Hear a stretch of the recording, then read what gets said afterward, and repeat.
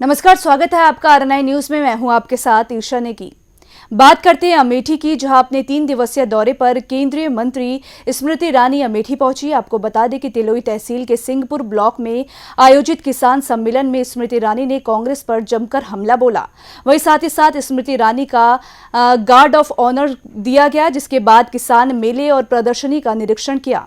आपको बता दें कि इस दौरान कृषि विभाग द्वारा लगाए गए स्टॉल का स्मृति ईरानी ने बारीकी से निरीक्षण कर अनाज के दाने और कीटनाशक दवाओं के विषय में पूछताछ की। देश के नागरिकों के सम्मुख पीएम किसान योजना के अंतर्गत 18,000 करोड़ रुपया सीधा किसानों के बैंक के खाते में अर्जित कराया। अमेठी लोकसभा क्षेत्र में इसी मंच पर हम सब ने देखा कि 39 करोड़ रुपया, लगभग 40 करोड़ के आसपास का पैसा हमारे अमेठी लोकसभा क्षेत्र में 1 लाख से ज़्यादा किसानों को हमने प्रधानमंत्री जी के कर कमलों के माध्यम से प्राप्त होते देखा।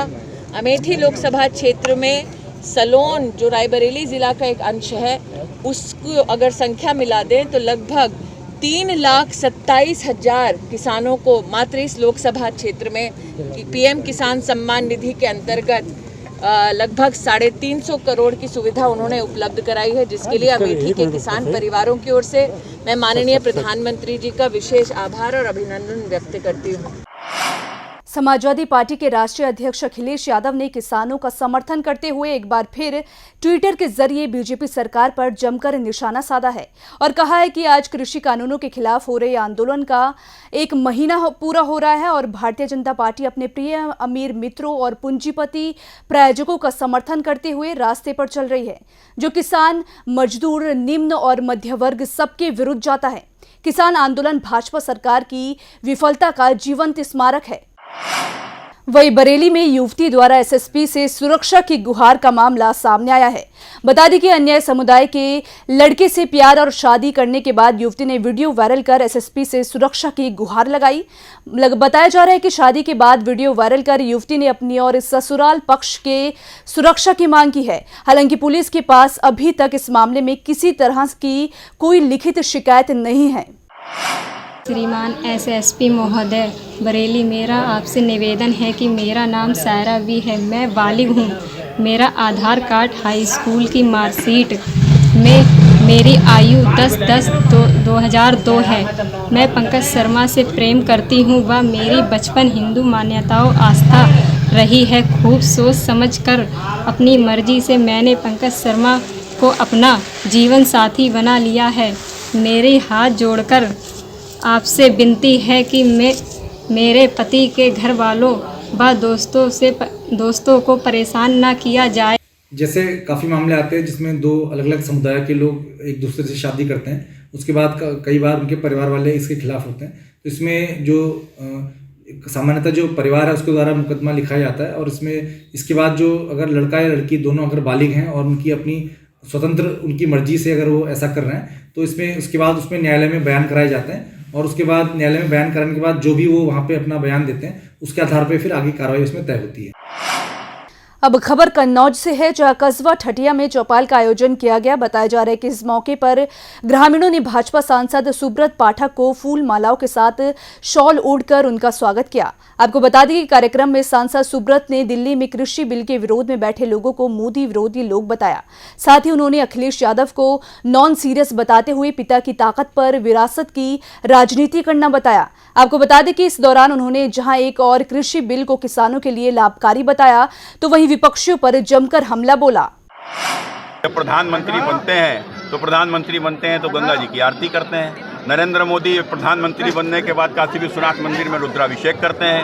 नरेंद्र मोदी 9 दिन व्रत जो है नवदुर्गा में लौंग खाकर रहते हैं, इसलिए उनका विरोध होगा। तो जिनको विरोध करते रहें। देश की जनता नरेंद्र मोदी के साथ है। चुनाव में उनको बहुमत के साथ में नरेंद्र मोदी को देश का प्रधानमंत्री बनाया है और अब ये विरोध के लिए जो अब हम लोग सहने वाले नहीं। यदि यह लोग आज जिस प्रकार से इस कानून को समाप्त करने के लिए बिचौलिए के हित में अगर ये लोग आंदोलन कर सकते हैं तो हम लोग भी किसान के हित के लिए आंदोलन में भाग लेंगे। जैसे सीएए के ऊपर हम लोगों ने निकल कर सड़कों के ऊपर आए थे और सीएए के विरोध करने वालों को रास्ता दिखा दी थी कि उनसे बड़ा जन समर्थन सड़कों के ऊपर सीएए के पक्ष में आया था, वह भी स्थिति आ सकती है। आजम खान की पत्नी को जमानत देती है। हाथरस कांड में सीबीआई ने चार्जशीट लगा दी। अखिलेश यादव कह रहे धीरे धीरे सरकारी बदनीयती की पोल खुल रही है। देखो, अखिलेश यादव नॉन सीरियस हैं, पिता के ताकत पर विरासत की राजनीति करते हैं, उनके सवालों को उत्तर नहीं। अब खबर कानपुर से है, जहां उत्तर प्रदेश के उप मुख्यमंत्री केशव प्रसाद मौर्य ने सर्किट हाउस के नाम को अटल बिहारी वाजपेयी परिसदन अटल बिहारी वाजपेयी जी के नाम पर करने का शिलान्यास किया। बता दें कि इस मौके पर डिप्टी सीएम ने अटल जी की प्रतिमा पर माल्यार्पण और अगरबत्ती जलाकर श्रद्धांजलि सुमन अर्पित की। आपको बता दें कि मौर्य ने कानपुर में 50 करोड़ रुपए से भी ज्यादा की 79 परियोजनाओं का उद्घाटन और शिलान्यास किया। इस दौरान उप मुख्यमंत्री ने कहा कि कानपुर का विकास सरकार की प्राथमिकता भी शामिल है और यहां का विकास उत्तर प्रदेश के विकास में मील का पत्थर साबित होगा। उन्होंने कहा कि बिना किसी भेदभाव के सबका साथ सबका विकास के साथ राज्य के सभी जिलों में तेजी से विकास कार्य किए जा रहे हैं। उत्तर प्रदेश सरकार के सभी विभाग मिलकर के हम पारदर्शिता का निरंतर प्रयास कर रहे हैं। भ्रष्टाचार के खात्मे के लिए, बिचौलियों को खात्मे के लिए कोशिश कर रहे हैं। इसके कारण से चाहे उत्तर प्रदेश के अंदर सपा बसपा हो और चाहे उत्तर प्रदेश में कांग्रेस तो है नहीं है, लेकिन देश के अंदर चाहे कांग्रेस हो, तो यह सारे लोग बेचैन हो जाते हैं कि माननीय नरेंद्र मोदी जी जितनी योजना बनाते हैं उसमें दलाली की तो कोई गुंजाइश ही नहीं छोड़ते। इसलिए परेशान होकर के अब हमारे अन्नदाताओं को भड़काने की कोशिश की। अरे जो कृषि के क्षेत्र का कानून आया है वह कानून पूरी तरह से किसानों के उत्थान के लिए है और उसको लेकर के कांग्रेस जो नाटक कर रही है मैं देख रहा हूं लगातार। आज भी उनका एक शो चल रहा था दिल्ली के अंदर, लेकिन आज उनका वो शो सफल नहीं हो पाया। कहे कि 2 करोड़ हस्ताक्षर, कांग्रेस वाले 2 करोड़ हस्ताक्षर करा सकते हैं? आप लोग सोच सकते हो? कभी करा ही नहीं सकते। झूठ की बोलने की ऑटोमेटिक मशीन बनकर के कांग्रेस इस देश के अंदर केवल गुमराह करने का काम करती है। लखनऊ में टुंडे कबाबे की दुकान पर अज्ञात बदमाशों ने हमला बोल दिया, जिसके बाद दुकान में तोड़फोड़ की और दुकान के कर्मचारियों के साथ मारपीट भी की। वही बताया जा रहा है कि घटना के समय पुलिसकर्मी मौजूद थे और मूक दर्शक बनकर देखते रहे। वही दूसरी तरफ दुकान मालिक का आरोप है कि आरोपी अक्सर उगाही करते हैं और पैसों को लेकर विवाद हुआ था। इसके बाद आरोपियों ने दुकान में तोड़फोड़ के साथ दुकान के कर्मचारियों के साथ मारपीट भी की। खबर यूपी के कानपुर से है, जहां एक युवती पुलिस से अपनी जान की गुहार लगा रही है। अपने परिजनों पर जान से मारने का आरोप लगा रही है। बता दें कि युवती ने धर्म परिवर्तन कर दूसरे धर्म के युवक से शादी कर ली है और जिसके बाद युवक और युवती दोनों के परिजन दोनों की जान से मारने की धमकी दे रहे हैं। इसके साथ ही युवती का आरोप है कि पुलिस भी शिकायत के बाद भी कोई कार्रवाई नहीं कर रही है और युवती का कहना है कि पुलिस ने अगर कोई कार्रवाई नहीं की तो कोई बड़ी अनहोनी की आशंका जताई जा रही है। 14/11/2020 को मैं अपनी मर्जी से घर से भागी हूँ। उसके बाद और मैं भागी हूँ। इनके साथ में रहने वाले जो लोग हैं 5, उन पे मुकदमा मेरे घर वालों ने लिखाया और जो पहले भी लड़ाई हुई है उसमें भी इन्होंने फर्जी मुकदमे लिखाया हुए हैं 2 और इनका यही धंधा था। उसके बाद जो मेरे बाप है मोहम्मद अख्तर, जो मेरे भाई हैं मंकी उर्फ अफसार, जो कि मेरे भाई मोहफिज अंसारी, जो मेरी माँ है नाजनी, जो मेरा छोटा भाई है अकबर, और वो लोग 8 साल से मेरा शोषण कर रहे थे। उसके बाद उन्होंने हमको मारा भी, पीटा भी। जब मैं कुछ इन लोगों के पीछे नहीं बोलती थी उसमें भी लोग गाली वगैरह मुझे देते थे और क्या नाम है, अभी भी मुझे धमकी दे रहे हैं कि अगर आ गई लड़की तो मार देंगे उसको जान से। थाना रेल बाजार पर एक पिता द्वारा अपनी पुत्री की गुमशुदगी की रिपोर्ट दर्ज करवाई गई थी।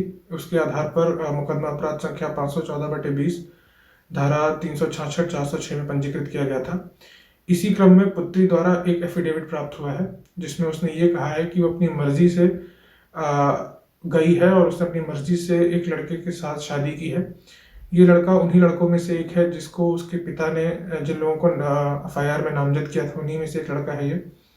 एफिडेविट में उसने 2 अन्य मुकदमों के बारे में भी कुछ जानकारी दी है, जिसमें उसने रिक्वेस्ट की है कि उसके द्वारा दी गई जानकारी को 161 के बयानों के रूप में शामिल किया जाए। मीडिया में एक वीडियो भी वायरल हो रहा है जिसकी जानकारी पुलिस को है, जिसमें उस लड़की ने स्वेच्छा से अपने बालिग होने की बात स्वीकारी है, उसने अपने विवाह होने की बात स्वीकारी है। इसके उपरांत अगर किसी समस्या या कोई तहरीर उस महिला द्वारा प्राप्त होती है तो उस पर विधिक कानूनी कार्रवाई की जाएगी। सहारनपुर के बेहट में पुलिस और बदमाशों के बीच मुठभेड़ की खबर सामने आई है, जहां थाना फतेहपुर पुलिस की चोरों के साथ मुठभेड़ हो गई। बताया जा रहा है कि पुलिस ने मुठभेड़ के दौरान 4 शातिर चोरों को गिरफ्तार किया है।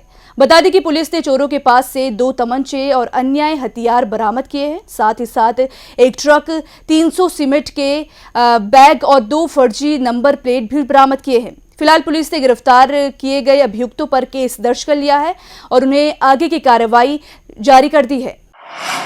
वहीं वाराणसी में सुशासन दिवस के अवसर पर भारत कौशल संस्थान के पहले बैच के लॉन्चिंग करने महेंद्रनाथ पांडे वाराणसी पहुंचे। वहीं इस मौके पर केंद्रीय मंत्री ने पहले बैच की लॉन्चिंग कर अपने विभाग की ओर से हो रहे कार्यों के बारे में जानकारी हासिल की। वहीं इस दौरान मंत्री ने बताया कि संसद की ओर से बनाए गए कानून का विरोध करने का कोई औचित्य नहीं है। आज जिस कानून को लेकर देश के 18 करोड़ किसानों ने प्रधानमंत्री नरेंद्र मोदी की बात को सुनी, क्योंकि इस कानून की नींव को खुद पूर्व प्रधानमंत्री अटल बिहारी वाजपेयी ने रखी थी। जिस तरह से दुनिया के शायद पहली बार 12 करोड़ से ज़्यादा लोग किसान संवाद में प्रधानमंत्री मोदी जी को सुने, और मैं उनकी काशी की उनकी संसदीय धरती से उनका अभिनंदन करता हूं।